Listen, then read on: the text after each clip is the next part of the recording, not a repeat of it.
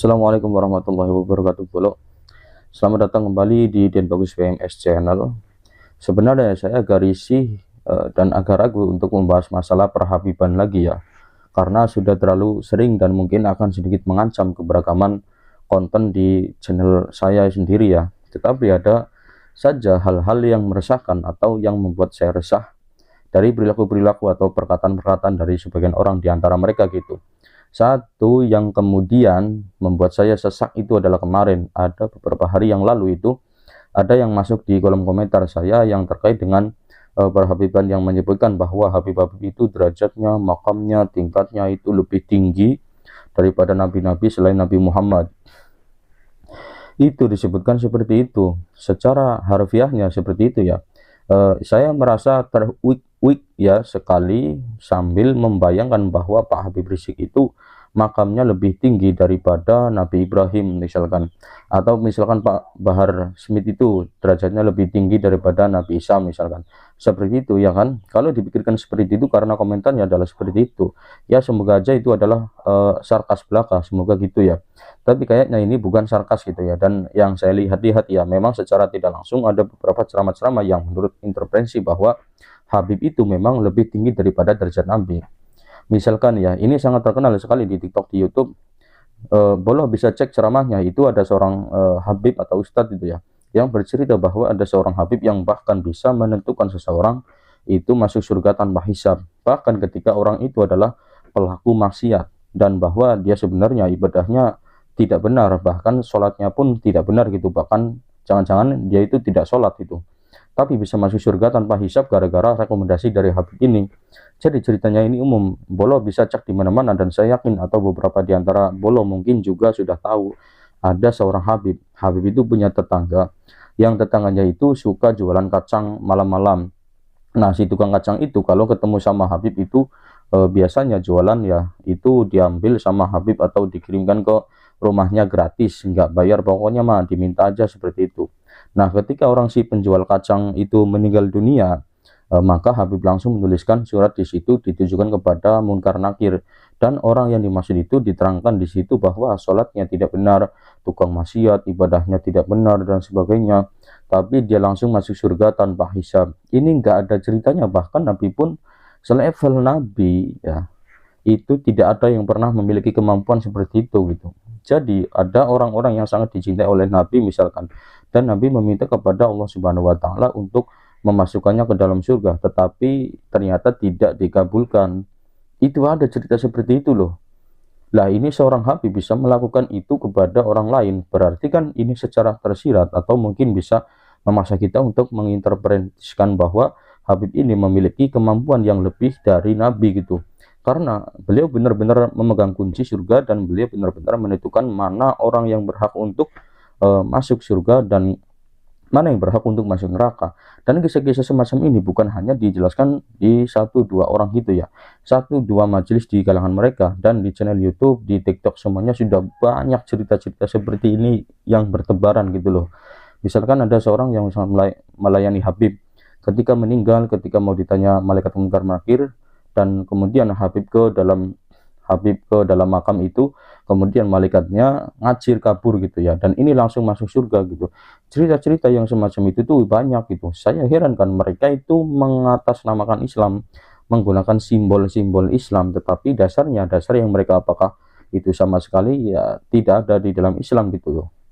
Bahkan menyelisih pandangan-pandangan atau ide-ide dalam Islam gitu. Dan kalau misalkan kita telah lagi, itu yang semacam itu tuh banyak. Maksudnya kalau satu orang, dua orang yang mengatakan seperti itu, ya mungkin itu adalah pendapat dia secara pribadi, atau ijtihad dia secara pribadi, atau dongeng yang dia dengar secara pribadi, itu mungkin. Tapi kalau misalkan hampir semua orang mengatakan seperti itu, ya dengan tema-tema yang sama untuk mengglorifikasi garis nasabnya, yaitu benar-benar sangat luar biasa. Coba misalkan Bolo, saya minta Bolo langsung cross check pada video-video langsung yang pendek maupun yang panjang ya, kali bisa yang panjangnya, dan silakan cross check langsung datang ke majelis-majelisnya. Ini misalkan ada pernyataan satu orang Habib bodoh itu lebih mulia daripada 70 ulama yang alim. Nah, ini kan juga sempat viral kemarin gitu ya. Ya ada beberapa Habib yang mengatakan seperti itu. Jadi Habib paling bodoh itu lebih mulia daripada 70 ulama yang alim, sangat-sangat alim gitu ya.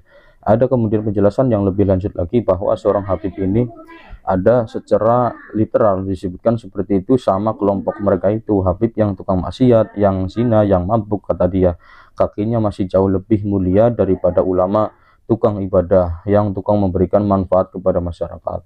Itu kepalanya jauh lebih rendah derajatnya daripada seorang Habib yang tukang mabuk, tukang maksiat, nggak pernah ibadah dan lain sebagainya.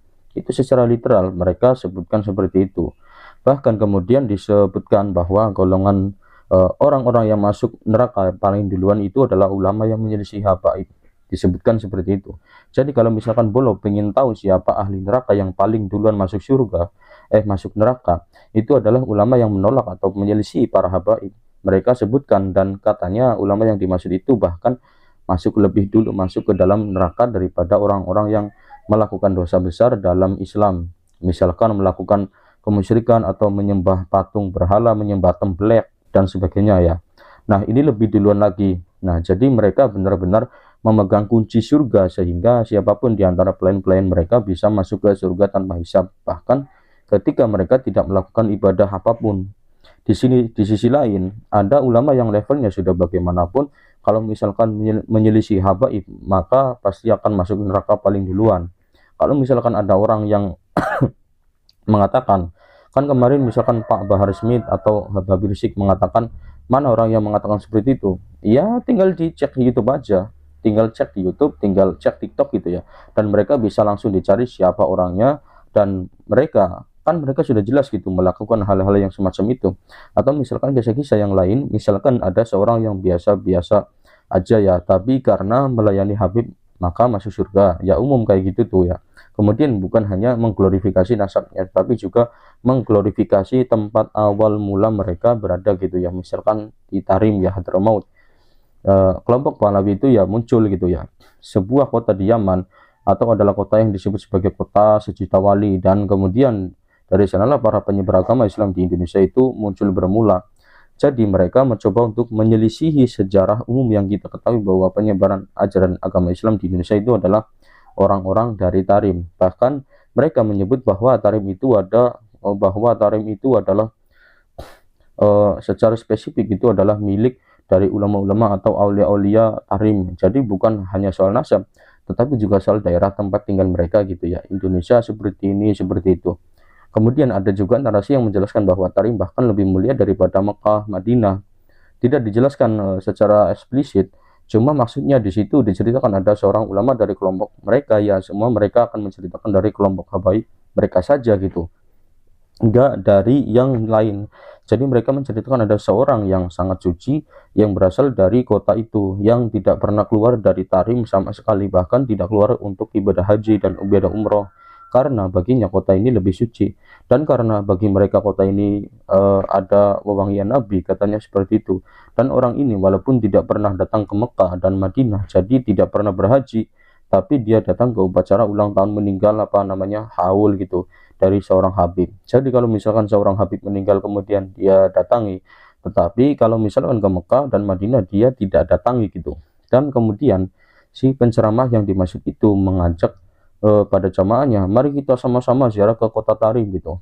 Jadi kok bisa sampai primordialismenya tuh bisa sampai se-ekstrim ini gitu, tetapi dianggap sebagian ya sesuatu yang lumrah gitu ya. Jadi misalkan MUI yang sangat rajin untuk menuduh ini sesat, ini tangkap, ini penistaan agama dan sebagainya, tetapi pada hal-hal yang semacam ini kan jelas secara eksplisit yang menyelisih tradisi Islam yang lain gitu, yang biasa kita ketahui, bahkan ini akidah Islam, bahwa misalkan kan dalam tradisi Islam yang kita ketahui itu adalah Nabi derajat paling tinggi di atas semuanya dan sebagainya, dan mereka memiliki kemampuan yang sama seperti manusia biasa ya, kecuali ya ada beberapa bagian yang ganjil gitu, dan beberapa yang ganjil itu juga cuman sangat-sangat sedikit dan tidak ditonjolkan gitu.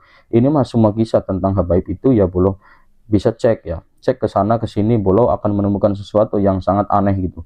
Ada misalkan Habib yang diceritakan bahwa menghidupkan orang yang mati. Kemudian ada kisah yang sangat lucu, ada seorang Habib datang ke sebuah kota, kemudian di kota itu dijaga oleh seorang kota ini dihuni oleh para orang-orang suci, para habaib, dan setiap orang dari mereka itu memiliki karomah yang sangat luar biasa. Jadi kalau kamu mau masuk ke sini, silakan tunjukkan karomahnya. Maka si Habib yang dimaksud itu langsung menunjukkan karomahnya dengan menurunkan air hujan susu yang sangat deras, hujan susu yang sangat deras di situ ya. Ya, jadi yang dijual itu ya karomah hanya dan hanya dari golongannya sendiri. Makanya silakan cek dulu. Langsung datang ke majelisnya, langsung datang ya. Apa mereka akan menceritakan? Ya bisa dibilang dongeng-dongeng semacam ini ya, tetapi dongengnya itu untuk kelompok mereka sendiri saja, untuk mengglorifikasi nasab mereka sendiri dan mengglorifikasi tempat tinggal mereka sendiri dan kebiasaan-kebiasaan mereka gitu dan perkataan-perkataan mereka gitu. Dan ini masih dihiasi dengan ancaman-ancaman bahwa siapapun yang meragukan kisah mereka, yang meragukan nasab mereka dan sebagainya, itu neraka, dosa besar, tidak akan dapat syafaat dan sebagainya. Bahkan ada ini di zaman sekarang itu ya, ada seorang Habib gitu, saya mohon maaf ya perilakunya, tingkah lakunya seperti ODGJ gitu. Orang yang saya mohon maaf ya seperti itu, tetapi dianggap sebagai wali atau wali majdum. Yang kenapa bisa disebut seperti itu? Pertama, karena beliau itu adalah habaib. Kedua adalah karena kencingnya itu wangi ya. Ya kalau kencingnya wangi itu ada penyakit tertentu, tetapi ya tinggal didiagnosis sama dokter kan selesai sebenarnya. Tapi daripada mereka melakukan diagnosis ke dokter dan sebagainya, ya mereka lebih baik menganggap bahwa itu adalah suci gitu. Jadi makanya kan ya langsung ditafsir-tafsirkan bahwa ini maknanya adalah seperti ini, maknanya adalah seperti itu gitu. Orang yang saya mohon maaf ya ODGJ itu dengan tampilan juga yang seperti itu, yang tidak menjalankan ibadah dan tidak apa ya, tetapi aja dicium kakinya, diciumin tangannya, diciumin bekas pantatnya dan sebagainya. Dan ketika ada yang menanyakan ya tidak boleh, nanti kualat, nanti nggak dapat syafaat, nanti kamu masuk neraka paling duluan dan sebagainya dan seterusnya.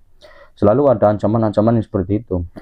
Ya bingung juga gitu kalau misalkan mau ngobrol sama mereka, karena jemaah-jemaahnya juga pasti yang takut sama neraka, pasti akan tutup mata, tutup kuping mendengar penjelasan-penjelasan dari kita gitu. Makanya ya aduh agak susah juga ya, ditambah lagi misalkan selain juga karomah-karomah yang sangat luar biasa melebihi para nabi, kemudian keajaiban-keajaiban yang sangat luar biasa dan sebagainya, dan kemudian perintah dan ancaman mereka. Ada juga sesuatu yang pada akhirnya ya unik, yaitu bahwa mereka jualan. Boleh datang ke majelis-majelisnya, silakan boleh datang langsung ke majelis-majelisnya ya. Kalau misalkan mau mengkonfirmasi itu jualan ini siwak bekas saya harganya berapa, 1 juta, silakan beli rebutan gitu ya. Ini serban saya jual siapa, mahal sekali. Padahal cuman ini, sampai ada Habib juga yang mengatakan bahwa siwak saya itu jauh lebih mahal derajatnya daripada kursi presiden, kursi gubernur dan sebagainya. Karena ini berasal dari singgasana Nabi gitu. Nabi pemimpin pada waktu itu ya, tetapi tidak menggunakan singgasana. Kan aneh gitu ya. Nabi itu duduk beralaskan lantai sama seperti sahabat yang lain gitu. Tapi dikatakan bahwa Nabi itu punya singgasana, dan singgasananya itu adalah siwaknya yang karena itu maka lebih mahal daripada singgasana Pak Jokowi gitu, atau singgasana Pak Prabowo gitu ya. Pada akhirnya dijualin gitu. Jadi ada ini air doa didoain sama Habib ini jadi harganya sekian, ini yang kain apa didoain harganya sekian dan sebagainya. Kemudian juga mereka akhirnya bisnis ziarah kubur gitu. Jadi mereka bikin makam-makam ya, makam orang yang tidak dikenal diganti papanya jadi makam Habib siapa gitu. Kemudian mereka bikin travel sendiri untuk berziarah ke sana keliling gitu ya. Pada akhirnya ujung-ujungnya ke sana juga gitu. Dan tapi walaupun seperti itu, mereka mengatakan ini adalah berkahnya karena kedekatan. Ya bukan berkah kalau seperti itu, bolo. Itu jual agama. Saya tidak tahu kenapa ya dengan penyimpangan yang sebesar ini ya masih dibiarkan sama ulama-ulama yang memiliki otoritas gitu atas hal ini gitu. Ya saya nggak tahu sih, cuma mereka masih aja menghakimi saya liberal, menghakimi saya itu tersesat, menyimpang ya dan lain sebagainya lah, menuduh saya yang aneh-aneh gitu. Saya dituduh ya yang aneh-aneh gitulah. Dan mereka tuh berani untuk mengubah teks gitu ya, mereka tuh berani untuk merekayasa teks gitu ya. Jadi kan di dalam Islam itu teks yang paling suci itu Al-Quran dan Sunnah.